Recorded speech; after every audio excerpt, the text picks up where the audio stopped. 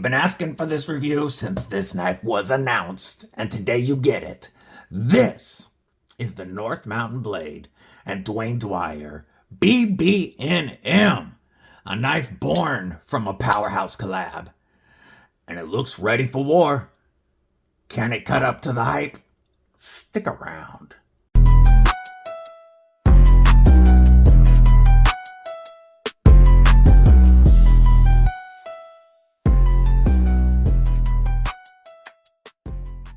What it do, Kripple Krew?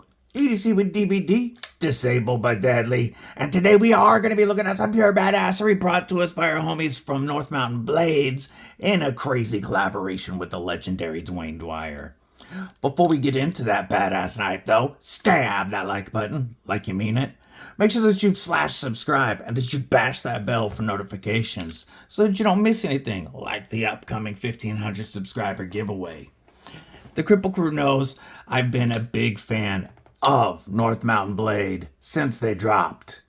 And with their quality craftsmanship and their use of the beautiful Sanmai Japanese SLD magic steel, they have really brought some of my favorite Japanese style Tanto blades, such as the Chop 2, which is even better now that they have added the thumb stud for the 45 edition, or another collaboration, the Lee Williams Chop Plus Kickstop from North Mountain Blade, collaboration with Lee Williams on his Kickstop, and another beautiful Japanese style Tanto blade.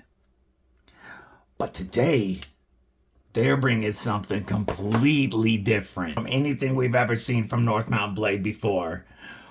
Absolutely American in style, but with the craftsmanship and just refined design that North Mountain Blade brings to the table. This is the Duane Dwyer designed BBNM from North Mountain Blades. And let's get to the cut to the chase right off the bat. I know a lot of folks are going to say, that's a Strider clone. I want to get it out in the beginning of this video that this is not a Strider clone. Duane Dwyer partnered with Mick Strider on several designs. And he also owns the rights to this design itself. So Duane Dwyer worked with North Mountain Blades to create a much smoother and more affordable version of the knives that he had worked on before. So this is not a Strider clone. I also want to say that I have not personally handled a Strider, so I'm not going to be making direct comparisons to the Strider, other than mentioning its size for the Strider S&G specifically, and its price. So let's start with the specs. The North Mountain Blade BBNM. What you're looking at is an 8.27 inch overall length, so coming in just under a quarter of an inch shorter than a Strider S&G, for those of you who know the size. We have a 3.54 inch American style drop point Tanto blade of Sanmai Japanese SLD magic steel, and we'll talk about that steel in a moment. We have a close length of 4.65 inches with it's titanium frame lock. We have a blade stock thickness of a chunky 160 thousandths. I love it. And a weight coming in at only 5.5 ounces. That's right. 5.5 ounces for this big, chunky beast is actually rather impressive.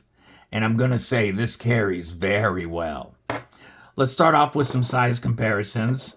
I don't have very many overbuilt knives, but the Cold Steel 8015 from another legendary American designer, Andrew Demko, is going to be slightly longer overall than the North Mountain Blade BB&M. How about let's slide this down a little bit actually, and let's do a Spyderco PM2 along with Para 3.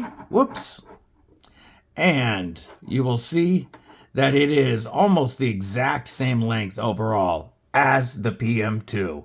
So that should give you a good idea of the size of this knife.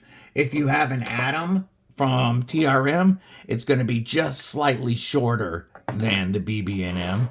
How about one more comparison? Their other chunky boy knife, the Chop Kickstop Plus, made for our larger American hands, and it's almost the exact same length as our BB&M. Now, let's talk about ergos on this.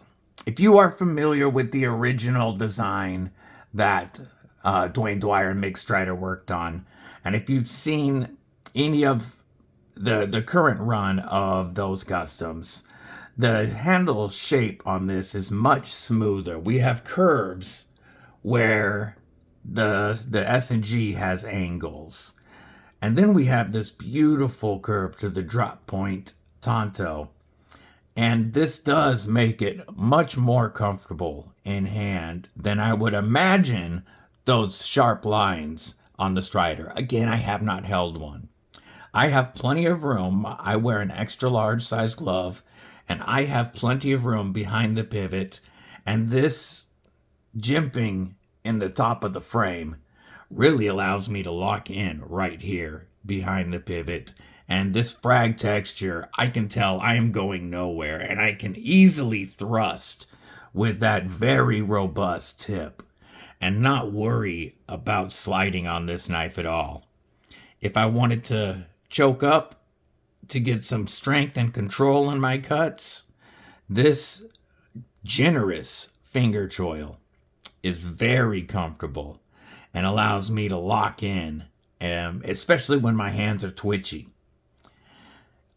Also, that curve is fantastic for putting this into a utility style grip to use either that primary or secondary tip, and I can get either tip down rather easily. Pinch grip, also, I can use either of those tips, and then this blade hole actually gives me quite a bit of traction. We're going to talk about the lockup on this frame lock. We are just over 50%, or just at 50% on a very chunky blade stock. So we are well locked up. We do have a steel insert, and I'm going to talk to you about what comes with this knife and the packaging in a moment, because their unboxing experience is crazy. But I want to continue talking about this. We have a steel lock bar insert so that we don't have any blade stick at all. And very smooth action running on phosphor bronze washers.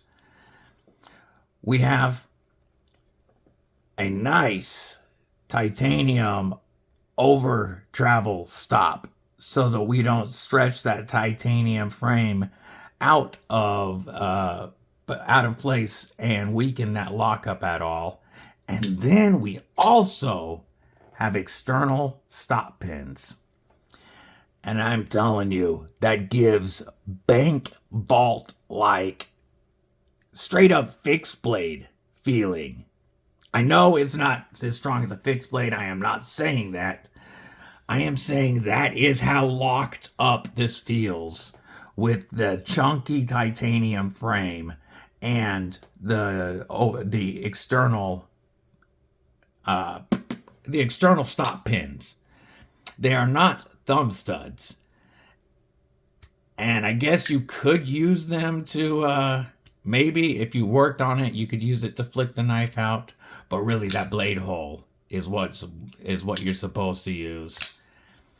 These are just here to provide that bank vault lockup that just doesn't move.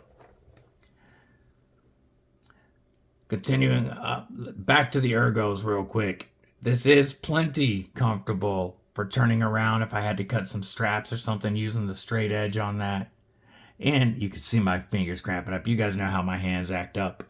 In a beef jerky Avenger, I am capped off and I am locked in on that texture, that frag texture.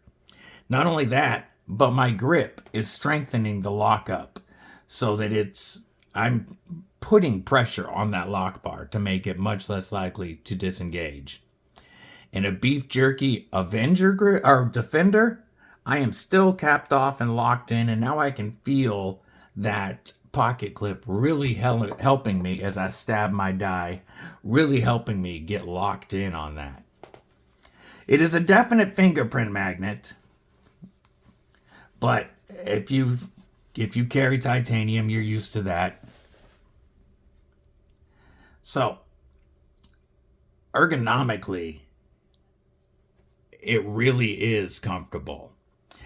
I do think that a little bit of rounding here and here, just a little bit of chamfering, could have made it a little more comfortable, but it's not uncomfortable at all with the straight edges, and if you had gloves on, you wouldn't even feel it. The edge that North Mountain Blade puts onto their SLD Magic is just always smoking sharp.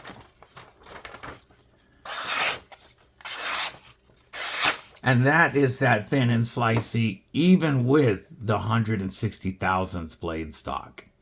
So this flat grind is going to give us a robust edge that is still slicey with their edge on it, but is going to put a lot of strength into whatever you do. And SLD Magic Steel, I think, with this Sanmai technology, is a good fit for this. SLD Magic is a Japanese tool steel that is semi-stainless, but it holds an edge for a good amount of time. With the Sanmai jacketing steels, you adding toughness and corrosion resistance, plus that big chunky blade stock, is going to make this a very tough, hard use knife. Now, if you want a real hard use steel on this, you can get this with a full DLC coated, DLC frag titanium, DLC compound ground 3V blade for only $50 more than this version. We'll get to the pricing here in just a minute. I'm going to set this out of the way for a second just to show you what you get. So every North Mountain blade comes in this really nice box, tells you what the model is and all that. Then we had our nice plastic reusable knife storage container, keeping your knife safe. I do like their clear ones even better than their black. I just think it looks cool, doesn't it? You get the Duane Dwyer logo for Dwyer Custom Goods. The North Mountain Blade talks about the date, the steel, 60 HRC. Their SLD Magic has always ran at 60 to 61 HRC, which is perfect. You get a North Mountain Blade cleaning cloth. You get a North Mountain Blade sticker and a full set of replacement hardware. Titanium hardware, you've got your steel lock bar insert, you've got bronze washers in there, a full set of replacement hardware, including that Chicago screw style see-through pivot, which I think is pretty dope.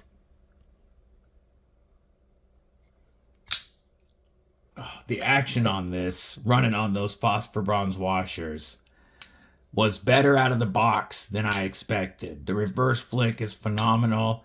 It is large enough that I can easily use that thumb hole to launch out with my thumb without locking myself out. The big fat pocket clip makes that really easy. And then this big chunky blade, you want to make sure how you're closing it, because it will drop on your thumb if you let it. I want to point out here that besides our generous finger trail, They really did the sharpening choil very well. So our plunge grind starts there and the plunge grind termination right here. So all of this SLD magic is sharpenable. That is going to provide a ton of life before you ever got back to the plunge grind and started widening out. Very important with this flat grind on the chunky blade stock that we have a good sharpening choil so that the heel of your blade doesn't start to flare out really quickly. I think they did that perfectly. All of our hardware on here is T8, by the way. And even the external thumb studs. And I do want to point out that they took the extra time to screw the lock bar insert in from the inside so that it looks clean out here. And they put the lock bar relief on the inside so that it's not catching when you go in and out of your pocket. And it just looks better. I know that seems like small details, but all of that takes extra time. And I really like that they went ahead and did that. It's just one more detail that they nailed. There's not a lot of jimping on the blade itself, but you don't need it because of how strong the grip is on this titanium frame. We do have tip up as the gods intended and reversible pocket clip. I didn't notice that at first. And even though it only rocks one screw, you have a tab that goes into the second hole above it so that there is zero play with this pocket clip side to side. Also, the tension on this is just right so that it does go in and out of my 511 tactical pants pretty easily and without seeming to rip up the pockets, at least so far at least. And I carried this quite a bit on our Arizona and Texas trip. So this has got quite a bit of pocket time. It has gotten a fair amount of use. And I can say with confidence that I think this is a fantastic option.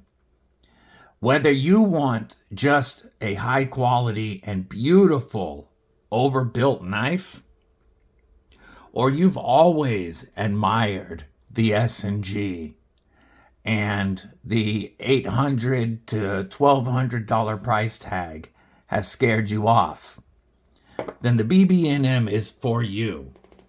I'm not saying this matches a Strider, but what I'm saying is for as close as you get, you're paying less than a third of the price versus some of the titanium Striders, because you can get every SLD Magic version for less than $300 with code DBD.